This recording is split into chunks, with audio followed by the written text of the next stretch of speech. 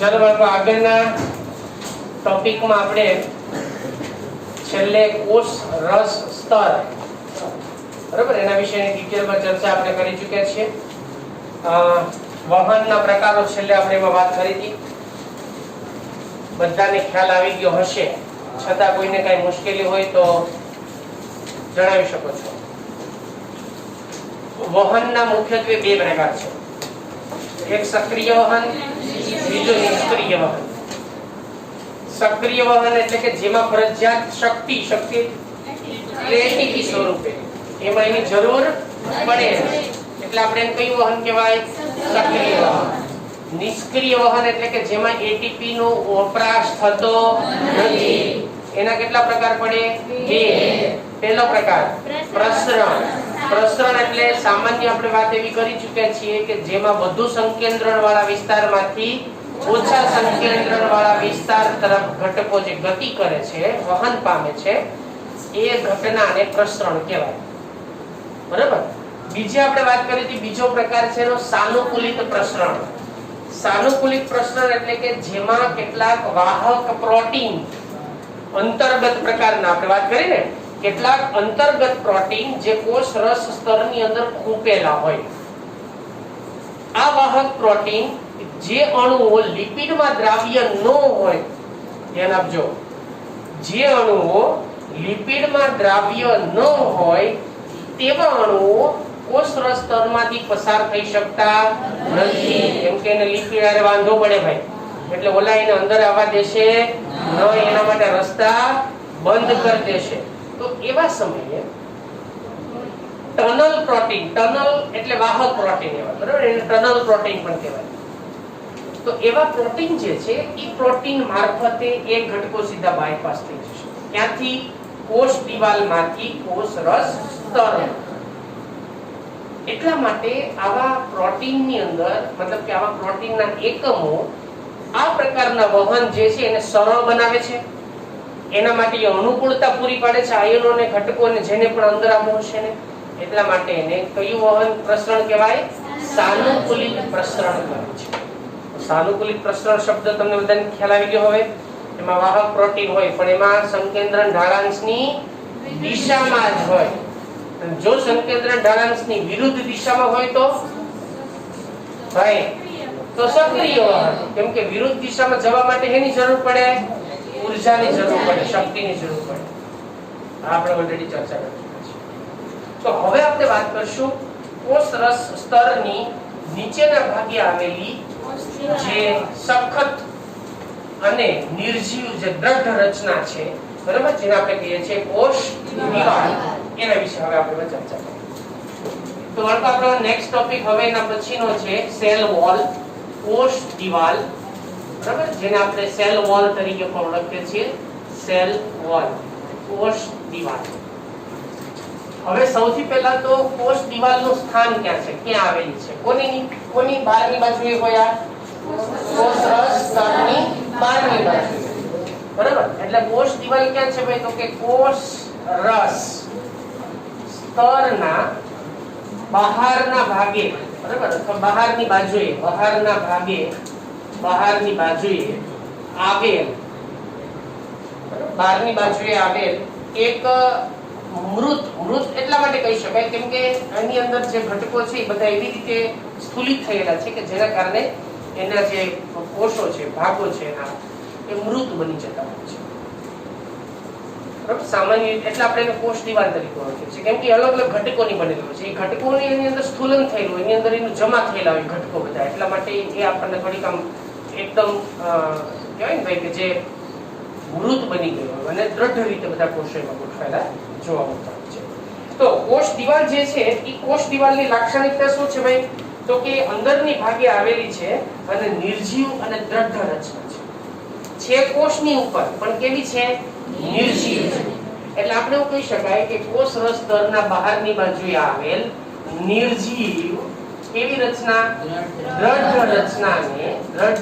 રચનાને કોષ દિવાલ કહે છે. જો આ સૌથી પહેલા તો એની વ્યાખ્યા કરી મેં. હવે પાછળથી અક્ષર વંચાય છે ને બધાને? હા, થોડાક સાઈઝ વધારી આપો. બીજી વસ્તુ કોષ દિવાલ શું બધા જ સજીવોમાં હોય બાળકો? શેમાં હોય માત્ર?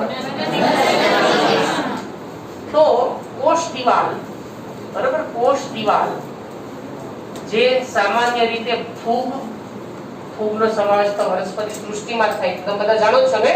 ફૂગનો સમાવેશ શેમાં થાય? વનસ્પતિ સૃષ્ટિમાં. શા માટે? કેમ કે એમાં શું આવેલું છે? એટલા માટે એનો સમાવેશ ભાઈ આપણે વનસ્પતિમાં કરવામાં આવે છે. એટલે ફૂગ જે છે એની અંદર કોષ દિવાલ છે. ફૂગ અને અન્ય જે કોઈ પણ વનસ્પતિઓ છે એ વનસ્પતિઓમાં એની જે કોષ દિવાલની જે હાજરી છે એ એની વિશિષ્ટતા છે, લાક્ષણિકતા છે, એવું કહી શકાય. એટલે વનસ્પતિઓમાં કોષ દિવાલ જે છે એની હાજરી, વનસ્પતિઓમાં કોષ દિવાલની હાજરી તેની લાક્ષણિકતા છે એવું આપણે એની અંદર કહી શકાય છે. બરાબર, એની લાક્ષણિકતા છે. એટલે વનસ્પતિ અને ફૂગમાં કોષ દિવાલ હોય. હા ભાઈ, બેક્ટેરિયામાં પણ કોષ દિવાલ હોય. બરાબર, એ પણ યાદ રાખજો. બેક્ટેરિયામાં કોષ દિવાલ હોય. એટલે વનસ્પતિ કોષ દિવાલ જે છે વનસ્પતિ, ફૂગ, આ સિવાય આપણે જો બેક્ટેરિયાનો પણ સમાવેશ કરી શકાય આદિકોષ કેન્દ્રીય તરીકે. આદિકોષ કેન્દ્રીય તરીકે બેક્ટેરિયાનો પણ અહીંયા સમાવેશ કરી શકાય, કેમ કે એમાં પણ કોષ દિવાલ આવેલી છે. એટલે આ બધી કોષ દિવાલ શેમાં હોય? તો કે ફૂગમાં હોય, બેક્ટેરિયામાં હોય અને વનસ્પતિઓમાં. આ કોષ દિવાલ જેમાં છે એ ખરેખર એની લાક્ષણિકતા છે, કેમ કે બાકીના મોટા ભાગના પ્રાણીઓમાં કોઈ કોષ દિવાલ હોતી નથી. આ તો આપણી વ્યાખ્યા અને શેમાં હોય એના વિશેની વાત કરી. હવે બીજો પ્રશ્ન આપણને એમ થાય કે તો કોષ દિવાલ શેની બનેલી હોય? બધામાં જુદા જુદા ઘટકોની હોય. બધામાં જુદા જુદા ઘટકો. આપણે દરેકની વિશેની ચર્ચા કરશું. સૌથી પહેલા આપણે વાત કરશું લીલ વિશે. બરાબર, વનસ્પતિમાં લીલનો સમાવેશ થાય તમે જાણો છો ને? લીલ, બરાબર, આપણે જેને શેવાળ કહીએ છીએ, પાણીમાં બધા ઉગી નીકળી હોય છે, પાણીના ટીપા પડતા હોય ત્યાં ઉગી નીકળેલી હોય, ભેજવાળી જગ્યાએ જોવા મળતી હોય છે, નદી, તળાવો, જળાશયો, સમુદ્ર બધાની અંદર એમાં ઉગી નીકળતી હોય છે. આ લીલ. લીલની કોષ દિવાલ સેલ્યુલોઝ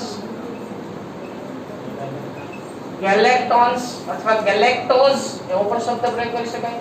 બરાબર, ગેલેક્ટોન્સ અથવા ગેલેક્ટોઝ, ગેલેક્ટોઝ પણ લખી શકો છો, એમાં ગેલેક્ટોન્સ પણ લખી શકો છો. બે એક જ શબ્દ છે. બરાબર, ગેલેક્ટોન્સ અથવા ગેલેક્ટોઝ. પછી મેનોઝ અને કેલ્શિયમ કાર્બોનેટ. બરાબર, મેં તમને પહેલા કીધું ગેલેક્ટન્સ લખો, તમે ગેલેક્ટોઝ લખો. એ વસ્તુ તો એક ને એક જ થઈ, પોલિસેકેરાઇડ સબસ્ટન્સ છે, બીજું કાંઈ નથી. આની એક હિન્ટ યાદ રાખજો. સેગેમેકે. સેગેમેકે શું છે? સે એટલે સેલ્યુલોઝ, કે એટલે ગેલેક્ટોઝ કે ગેલેક્ટોન્સ, મેનોઝ અને કેલ્શિયમ કાર્બોનેટ. સેગેમેકે. ઓકે, આ એની હિન્ટ છે. હવે બીજું છે ફૂગ. ફૂગની કોષ દિવાલ ફંગસ સેલ્યુલોઝ. ફંગસ સેલ્યુલોઝ, બાળકો આને કાઇટિન પણ કહેવાય. શું કહેવાય આને? કાઇટિન. આની બનેલી છે. આ બધા ઓબ્જેક્ટિવ પ્રશ્ન છે, ખૂબ અગત્યના. યાદ રાખજો, આ બધા ઓબ્જેક્ટિવ પ્રશ્ન તરીકે આ બધું પૂછાય. કોની કોષ દિવાલ શેની બનેલી છે? ત્રીજી આપણે વાત કરીએ હવે વનસ્પતિ. બરાબર, વનસ્પતિ એટલે આપણે જે સામાન્ય રીતે વનસ્પતિની અંદર આપણે જે બધા વડ, પીપળો, આંબો, એ બધી વનસ્પતિઓ જે છે એની અંદર કોષ દિવાલ શેની બને છે? તો એમાં હોય સૌથી પહેલા સેલ્યુલોઝ, બીજો ઘટક છે હેમિસેલ્યુલોઝ, ત્રીજો ઘટક છે પેક્ટિન અને પ્રોટીન. બરાબર, આવા ઘટકોની બનેલી છે. તો વનસ્પતિમાં કોષ દિવાલ સેલ્યુલોઝ, હેમિસેલ્યુલોઝ, પેક્ટિન અને પ્રોટીનની બનેલી જોવા મળે છે. તો આ થઈ કઈ વનસ્પતિમાં કોષ દિવાલ શેની બનેલી હોય છે. એક નોંધ છતાં તમારે કરી રાખવી. તમે જાણો જ છો બધા, છતાં હું એક સેન્ટેન્સ લખું છું કે પ્રાણીઓમાં કોષ દિવાલ કોષ દિવાલનો અભાવ હોય. છતાં હું સેન્ટેન્સ લખી નાખું છું, તમે જાણો છો છતાં, બરાબર? એટલે આપણા ધ્યાનમાં રહે ખાલી. એટલે આ બધી કોષ દિવાલ જે છે શેમાં જોવા મળે છે? કઈ વનસ્પતિમાં કોષ દિવાલ વનસ્પતિ સમૂહમાં શેમાં બનેલી હોય એના વિશેની વાત થઈ. આ હજી એક ઉમેરી દઈએ જેના વિશે આપણે ઓલરેડી વાત કરી ચૂક્યા છીએ, બેક્ટેરિયા. ચાલો યાદ કરો બાળકો, બેક્ટેરિયાની કોષ દિવાલ શેની બનેલી છે? પેપ્ટિડો ગ્લાયકેન એમિનો એસિડ.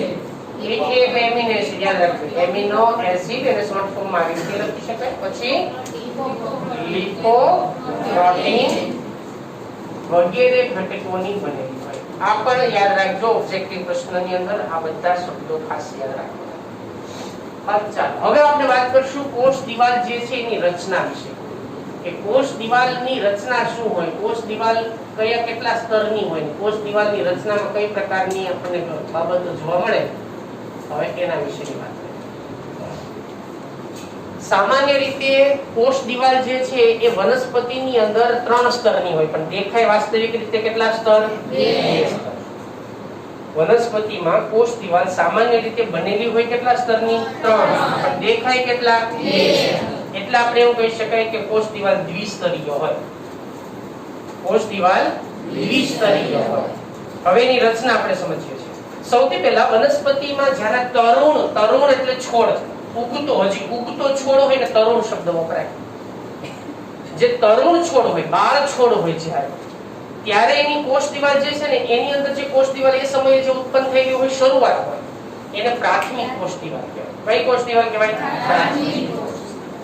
ધીમે ધીમે જેમ જેમ છોડ મોટો થતો જાય એમ એમ એની અંદરની પ્રાથમિક કોષ દિવાલ ધીમે ધીમે ઘસારો અનુભવી અને નાશ થઈ જાય, અથવા તો એ ઘસારો અનુભવીને ક્ષય પામે. ક્ષય પામવાનો અર્થ થાય, તમને ટેક્સ્ટબુકમાં શબ્દ વાપરેલો છે, ક્ષય પામે છે. ક્ષયનો અર્થ થાય એ નાશ પામે છે. ક્ષય થવો એટલે શું થવો? એનો નાશ થવો. પહેલા કોષ દિવાલ હોય કયા સ્વરૂપે? પ્રાથમિક કોષ દિવાલ. કઈ વનસ્પતિમાં? વનસ્પતિ કઈ હોય? તરુણ વનસ્પતિ હોય, નાની વનસ્પતિ હોય, ત્યારે હજીની વૃદ્ધિની શરૂઆત થઈ હોય, બરાબર, છોડ હજી ઉગીને બરોબર એમાંથી વ્યવસ્થિત થયો હોય ત્યારે એની અંદર કોષ દિવાલ પ્રાથમિક પ્રકારની હોય. એટલે તરુણ વનસ્પતિ જેને બાળ છોડ પણ કહી શકાય, બરાબર, એવી વનસ્પતિમાં 1 ડોટ એટલે હું સમજવાનું? એટલે તરુણ વનસ્પતિમાં, એટલે બાકી એમ નહીં કે ભાઈ તરુણ વનમાં ગયો, એની વાત ન કરતા. બાળ છોડમાં શરૂઆતમાં જે કોષ દિવાલ છે એ શરૂઆતમાં પ્રાથમિક પ્રકારની હોય, એટલે કે પ્રાથમિક કોષ દિવાલ સ્વરૂપે હોય. એને પ્રાથમિક કોષ દિવાલ કહેવામાં આવે છે. પણ જેમ જેમ, બરાબર, જેમ જેમ આ વનસ્પતિની વૃદ્ધિ થાય, જેમ જેમ એની વૃદ્ધિ થાય તેમ એમાં પ્રાથમિક કોષ દિવાલ શું થાય છે? એમાં નાશ પામે છે. પ્રાથમિક કોષ દિવાલ જે છે એ ઘસારાને પરિણામે, કેમ કે સતત ને સતત કોષોનું દબાણ આવે અને દબાણ આવવાને પરિણામે એમાં ઘસારો હોય, કેમ કે ધીમે ધીમે અંદરના કોષો સાઈઝમાં વધતા જશે ને, વૃદ્ધિ થાય એમ, તેની ઉપર દબાણ આવે, દબાણને પરિણામે એમાં ઘસારો અનુભવે એટલે ક્ષય પામે છે. એટલે પ્રાથમિક કોષ દિવાલ ક્ષય પામે છે. ક્ષય પામવાનો અર્થ થાય છે નાશ પામે છે, બરાબર, નાશ પામે છે. તો હવે અને ત્યારબાદ, હવે જો આ નાશ પામી તો હવે નવી તો ઉત્પન્ન થશે ને, એટલે ત્યારબાદ ઉત્પન્ન થયેલી કોષ દિવાલને, ઉત્પન્ન થયેલી જે નવી કોષ દિવાલ છે એ નવી કોષ દિવાલને હવે શું નામ આપશો આપણે? દ્વિતીયક કોષ દિવાલ કહે છે. તો પહેલા જે ઉત્પન્ન થઈ હતી કઈ હતી?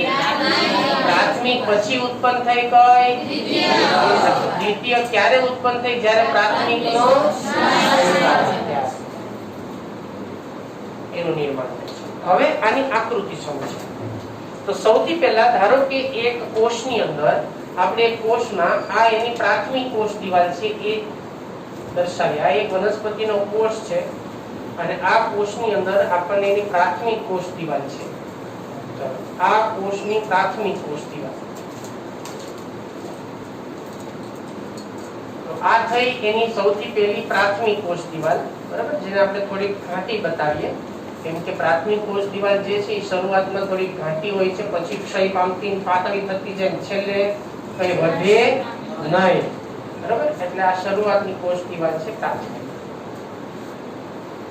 પ્રાથમિક કોષ દિવાલની ઉપર એની એટલે કે પ્રાથમિક કોષ દિવાલ જેવી ક્ષય પામી જાય, બરાબર, એટલે ઉપર પ્રાથમિક કોષ દિવાલ હોય અને એની નીચે કઈ કોષ દિવાલ ઉત્પન્ન થાય?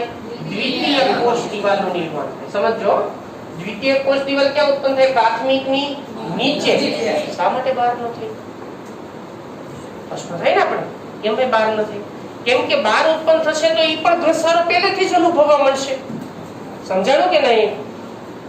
જો એ બહાર ઉત્પન્ન થશે, આપણને જે વાત છે, ધારો કે આ એક દીવાલ છે, સમજો, આ એક દીવાલ છે, બહારથી એના ઉપર કોઈ ઘસારો આવે છે, બહારથી આપણી દીવાલ ઉપર કોઈ ગોળીબાર કરે છે, સમજો કે બહારથી કઈ આતંકવાદી આક્રમણ કર્યું અને ધડાધમ ગોળીઓ છોડી, એ દીવાલમાં ધીમે ધીમે એક છિદ્ર બનતા જશે, એટલે દીવાલ નબળી થશે, એટલે આપણે અંદર શું કરી દેશું? બીજી દીવાલ બહાર ઉત્પન્ન કરવા જવાશે નહીં. જવાશે હજી માંડ બનાવીને તૈયાર બનાવતા જશું એમ ઓલા પાડતા જશે, નુકસાન કોણ એને વધારે પહોંચતું જશે, કેમ કે હજી તો તાજી બનેલી છે ઉલટાની, તો એ વધારે ઘસારો અનુભવશે કે નહીં? તો આપણે ક્યાં દીવાલ બનાવવી પડે? તો આપણે ક્યાં દીવાલ નિર્માણ કરશે? તો અંદરના ભાગે ઉત્પન્ન થયેલી દીવાલ કઈ થઈ હવે? એની તો પહેલા પ્રાથમિક જે બહાર હતી, હવે એ ઘસારો અનુભવતી જાય, તો એ પ્રાથમિક નાશ પામે એ પહેલા એનું પ્રોટેક્શન લેયર નવું બની જવું જોઈએ. તો બાળકો, આ થઈ પ્રાથમિક કોષ દિવાલની નીચેના ભાગે આવેલી દ્વિતીય કોષ દિવાલ. આ દ્વિતીય કોષ ખ્યાલ આવી ગયો બધાને? હવે એની નીચે શું હોય? કોષ દિવાલની નીચે શું હોય? કોષ રસ સ્તર. તો આ છે કોષ રસ સ્તર, બરાબર. આ છે હવે એમાં કોષ રસ સ્તર.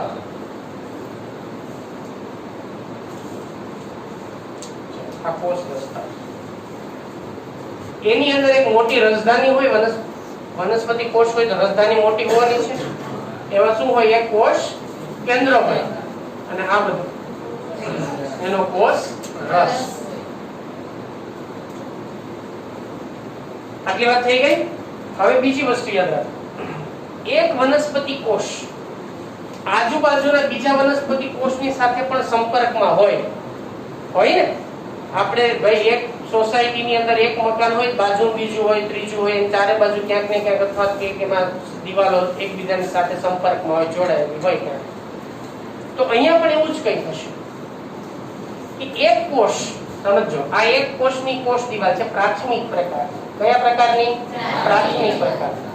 હવે બીજા કોષની કોષ દિવાલ આવશે, એટલે એક કોષની કોષ દિવાલ, બીજા કોષની કોષ દિવાલ, આપણે બીજો આજુબાજુ કોષ દર્શાવી એની પણ પ્રાથમિક દિવાલ આપણે સમજાવી. પ્રાથમિક, આ એક કોષ, આ એની પ્રાથમિક દિવાલ, આ બીજો કોષ એની બાજુનો, આ એની પ્રાથમિક દિવાલ, આ ત્રીજો કોષ એની બાજુનો, એની પ્રાથમિક દિવાલ, આ બાજુનો ચોથો કોષ સંપર્કમાં છે, આ એની પ્રાથમિક દિવાલ. ખ્યાલ આવી ગયો? દરેક કોષ એકબીજા, આ એક કોષ બીજી કોષની પ્રાથમિક દિવાલ જે છે, આ પ્રાથમિક કોષ દિવાલ છે, આ પણ પ્રાથમિક કોષ દિવાલ છે, બરાબર. આપણે એની પ્રાથમિક કોષ દિવાલ છે.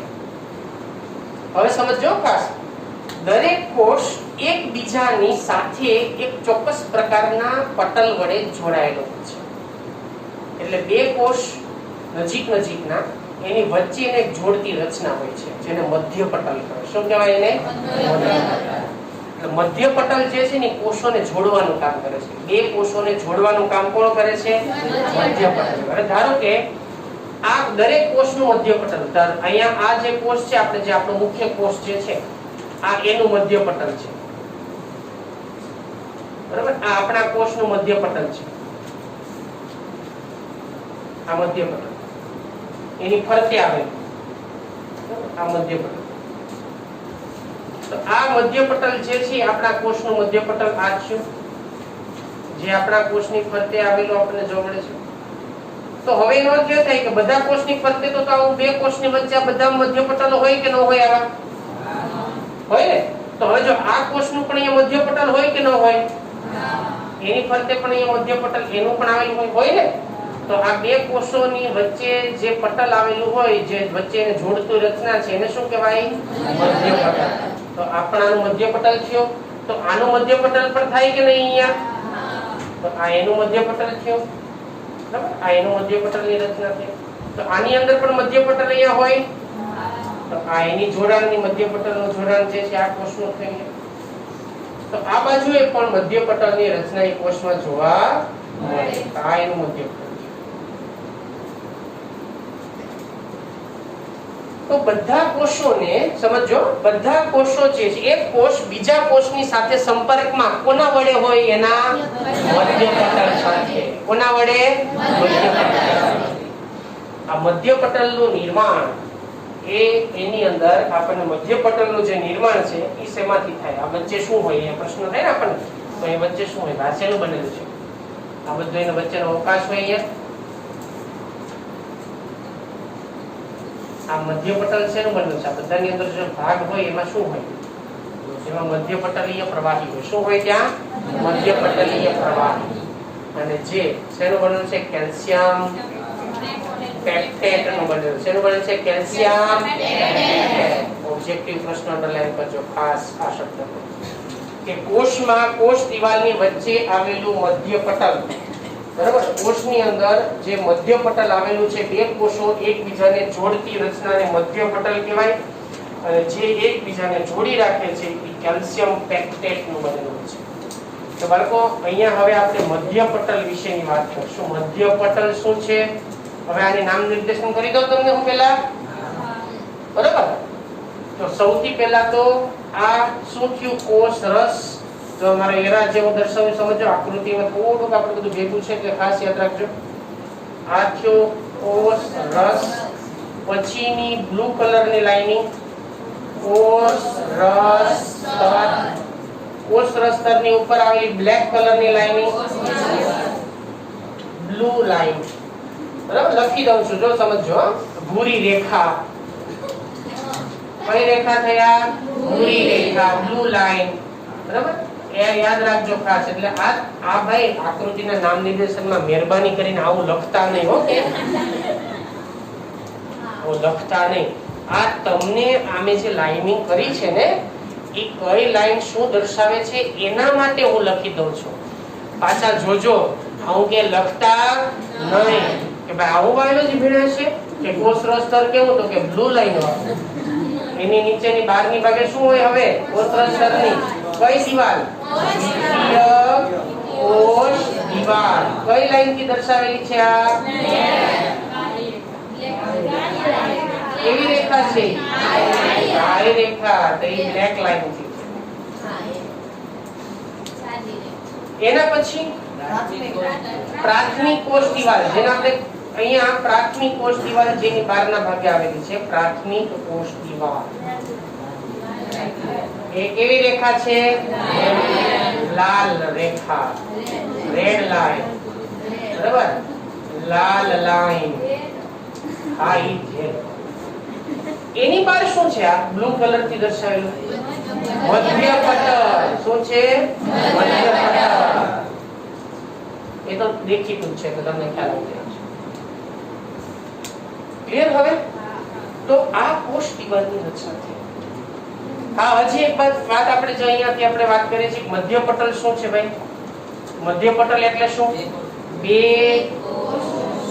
કોષોને જોડતી રચનાને મધ્ય પટલ કહે છે. એટલે બે કોષો એકબીજા વચ્ચે કોના સાથે જોડાયેલા હોય? મધ્ય પટલ. આ મધ્ય પટલ શેનું બનેલું છે? જે કેલ્શિયમ પેક્ટેટ નું બનેલું છે. Calcium pectate. ઓબ્જેક્ટિવ પ્રશ્ન. કેલ્શિયમ પેક્ટેટ નું બનેલું છે. હવે આટલી વાત પૂરી થઈ. હવે બીજી વસ્તુ,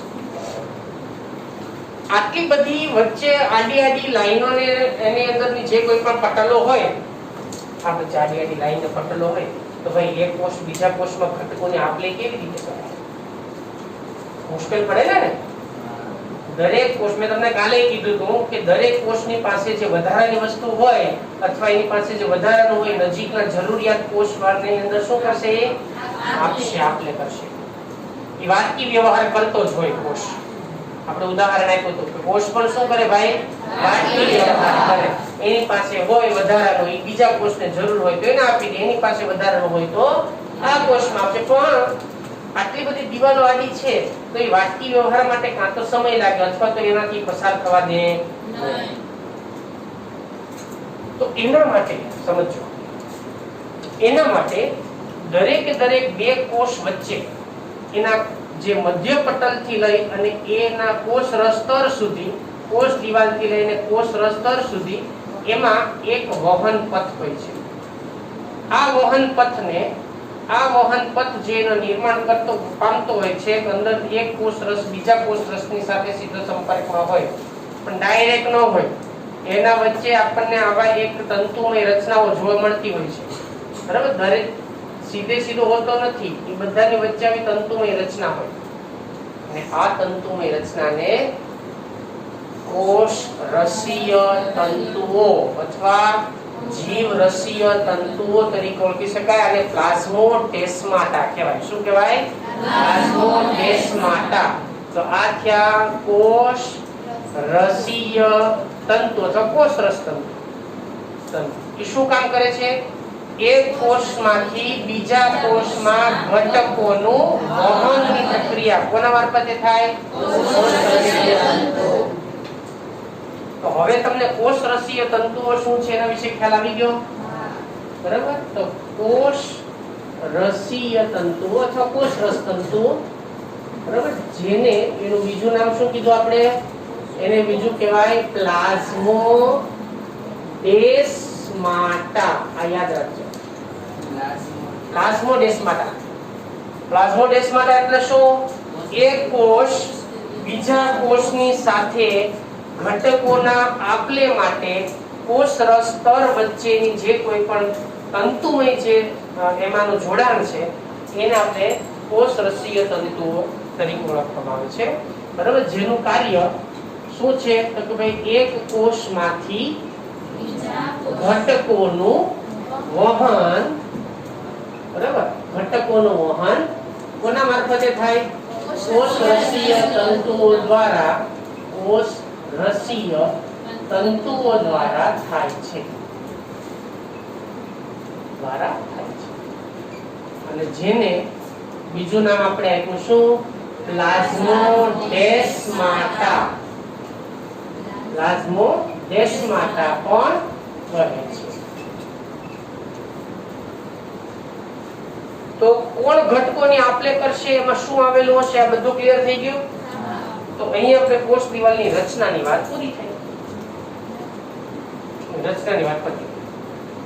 હવે વાત કરશું એના કાર્યો વિશે. કે આ શું કામ કરે ભાઈ? વનસ્પતિમાં હોય, બેક્ટેરિયામાં હોય, બરાબર, આ બધામાં હોય ખરી. એ કામ શું કરે? Very good. સૌથી પહેલું તો ભાઈ એને આકાર આપે, આકાર જાળવી રાખે. કોષ દિવાલનું સૌથી અગત્યનું કાર્ય શું? કોષનો આકાર જાળવી રાખે છે. કોષનો આકાર જાળવે છે. ચલો, આ એક વસ્તુ. બીજું, બાહ્ય પરિબળો. બાહ્ય પરિબળો એમાં બધું આવી ગયો. જૈવિક પણ આવી ગયા અને અજૈવિક પણ આવી ગયો. ભાઈ વનસ્પતિ જૈવિકની વાત કરું તો ઘણા બેક્ટેરિયલ કોષો હોય કે જે વનસ્પતિમાં દિવાલ ઉપર ચોટે, રોગ ઉત્પન્ન કરવા માટે અંદર દાખલ થાય, ચેપ લગાડે. તો એવા ચેપી જે બધા બેક્ટેરિયલ જે કોષો હોય, વાયરલ કોષો હોય, ફંગલ એટલે ફંગસ, ફૂગ, બરાબર, ફંગસ એટલે ફૂગ. તો આવા જે રોગકારકો હોય, ટૂંકમાં બેક્ટેરિયાના હોય, ફૂગના હોય, વાયરસના હોય, એ બધાની સામે, એટલે બધામાં શેમાં આવી ગઈ? બધા જ બાહ્ય પરિબળો. અને હું છતાં એક વાત એમાં તમને જણાવી, બાહ્ય પરિબળો એમાં બધું આવી ગયું. તાપમાન આવી ગયું, પ્રકાશ આવી ગયું, બધું આવી ગયું, રાસાયણિક ઘટકો આવી ગયા, બધું આવી ગયું. અને રોગકારકો, રોગકારકોમાં પણ બધું આવી ગયા કે નહીં? કોણ કોણ આવી ગયું? બેક્ટેરિયા આવી ગયા, વાયરસ આવી ગયા, ફૂગ આવી ગયા, બધું આવી ગયું. એ રોગકારકો જે છે એની સામે શું આપે છે? એને રક્ષણ આપે છે.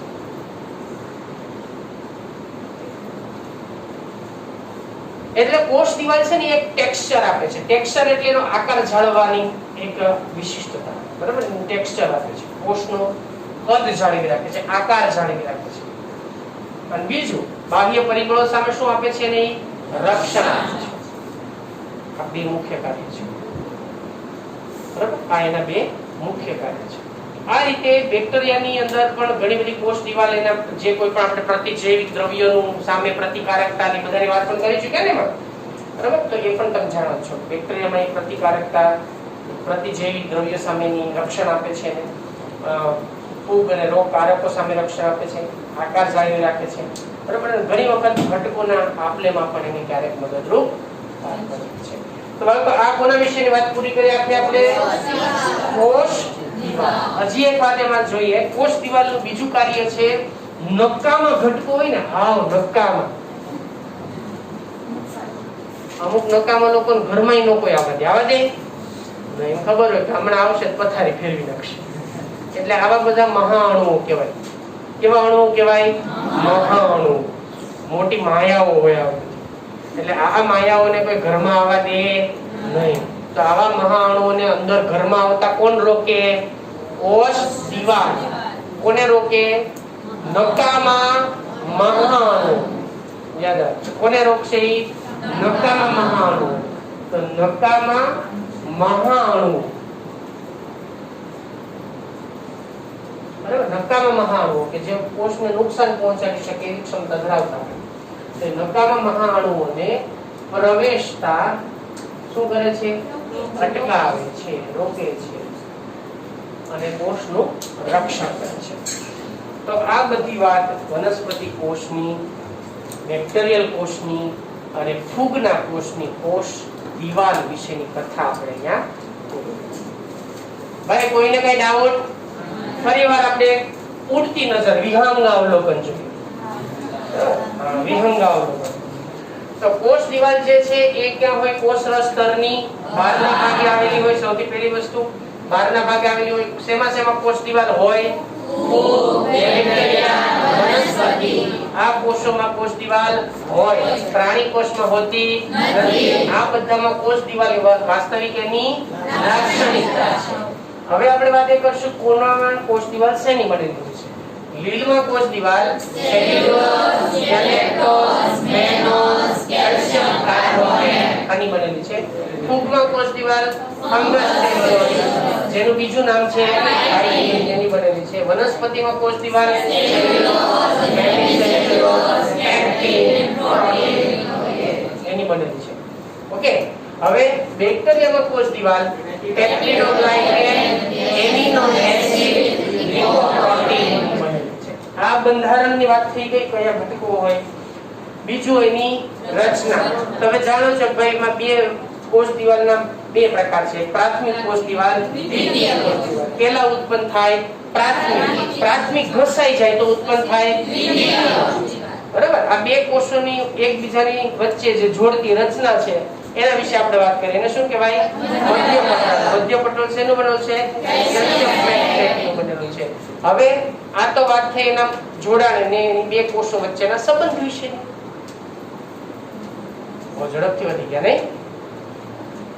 હવે જ્યારે એક કોષ બીજા કોષમાંથી ઘટકોની આપ-લે કરવા માટેનો એક વહન પથ હશે, એને શું કહેવાય? અથવા બીજું કહેવાય પાણી રચના. અને લાસ્ટ શું વાત કરીએ આપણે એનું? બહુ ઈઝી રચના છે, ફટાફટ લખો ચાલો.